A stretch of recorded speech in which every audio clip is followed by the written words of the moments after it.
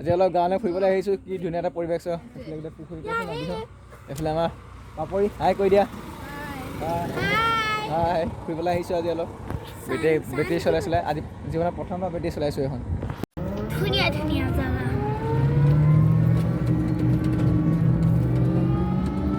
গৈ থাকোঁ বোলো এতিয়া চলাই আছোঁ বেটেৰী আজি জীৱনত প্ৰথম ফাৰ্ষ্ট টাইম চলাইছোঁ দেই।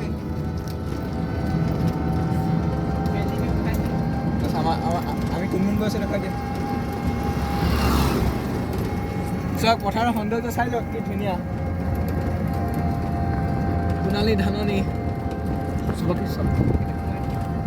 হাই